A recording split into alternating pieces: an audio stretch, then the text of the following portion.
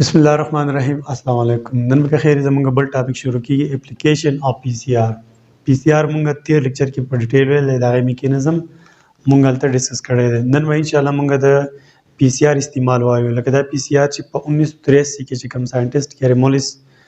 ایجاد کړو نو د دې استعمال وسې د دې استعمالات ډیر زیات دي او د دې په وجه باندې مطلب ساينټیست ډیر کارونه کولی شي. په دې کې د ټولو نه غټه چې کومه خبره ده نمبر 1 ډیټیکشن وایي معلومولو ته او سپیسیفیک انفیکشن خاص انفیکشن خاص بیماریاں چې د هغې په مدد سره موږ انفیکشن په یو مریض کې معلومولی شو. لکه بالفرض که اوس زموږ یو کس دی په هغې زموږ د شک دی چې آیا دته زیړی دی هیپاټایټس دی کومه هیپاټایټس دی نو موږ ته آلریډي مخکې چې کومه هیپاټایټس وایرس وي د هغه موږ ته نقشه معلوم ده. دا خبره اوس یاد ساتئ. آلریډي فرض کړئ زموږ سره هیپاټایټس سی خبره وکړو د دې به زموږ سره خاصه نقشه تیارې که نه هغه ساینټیست تیاره کړې ده. بیا به موږ داسې چل وکړو دلته زه مثال مطلب د هیپاټایټس سی د مریض خبره کوم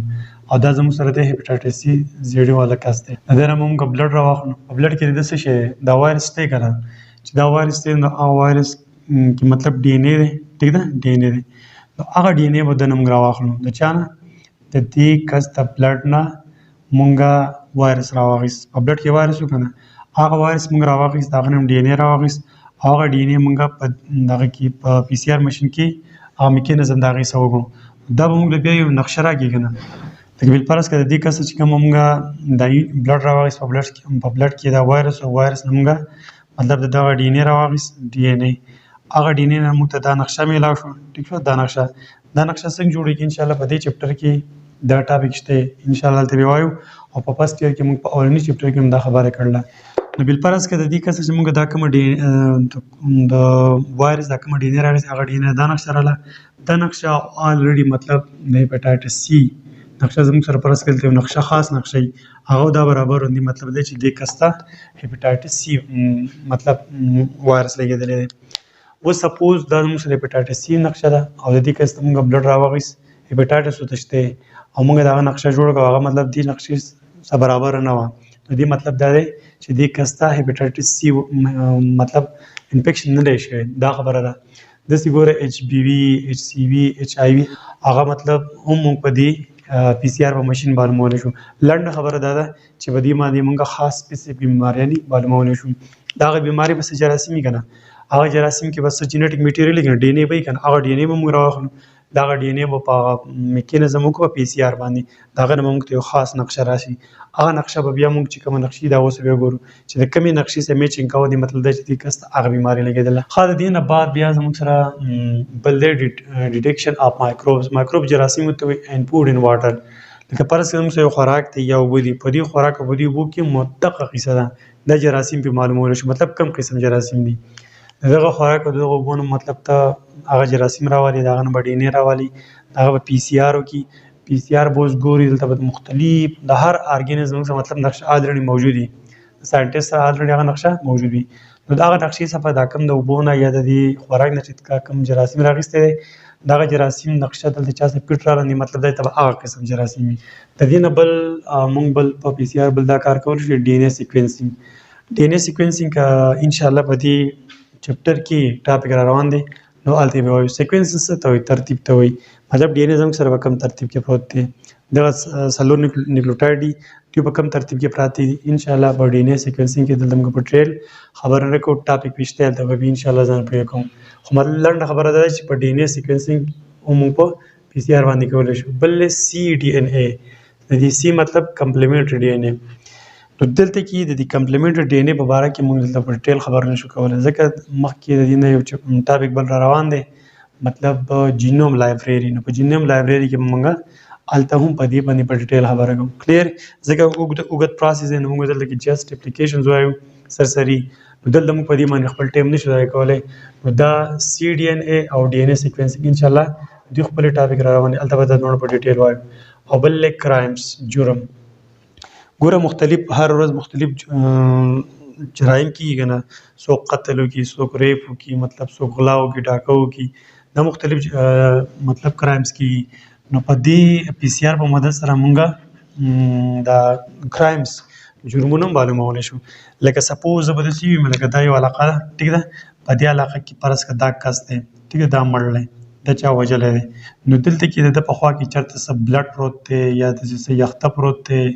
یا داسې څه شی بل پروت دی، دا خو به خامخا چا وژلی که نه، نو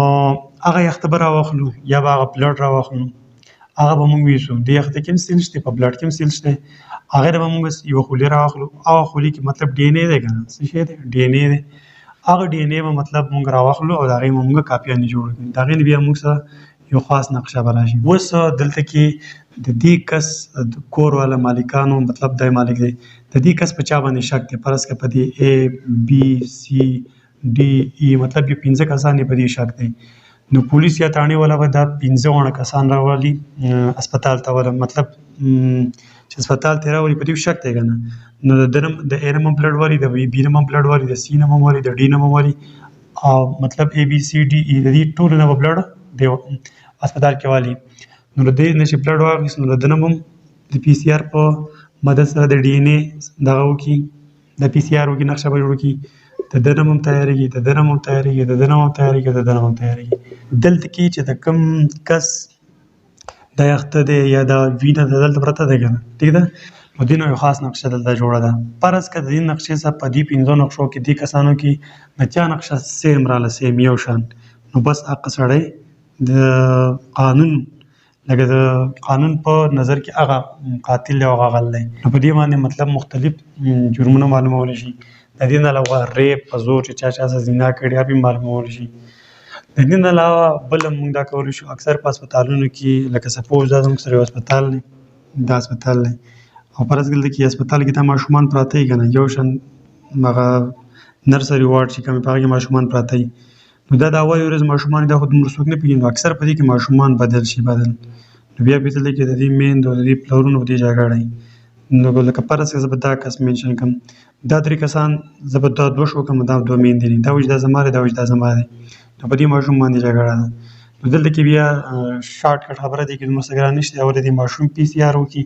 د ده نه ډي ان اے راواخلي، ډي ان اے دغه وکړي، دا نقشه دې جوړه کړي، دا نقشه د دې 2 میندو بې جګړه ده که نه، د دې نه مطلب ډي ان اے واخلي، د دې نقشه هم وکړي، نو چې چا نقشه دې سره برابر وه مطلب دا د هغې بچی دی، دا لانجه هم دا ختموي. د دې پی سی آر په مدد سره مطلب مختلف جرمونه معلومولی شو. بیا میوټیشن، اوس میوټیشن څه دی، موږ په میوټیشن پته ده د ډي ان اے په سیکوینس کې چې چینج راشي، دلته موږ په پی سی آر باندې میوټیشن هم معلومولی شو. او بل دی ایمبریونیک ډیزیز. ایمبریونیک ډیزیز دې ته وایي لکه سپوز دا زموږ سره یو مور ده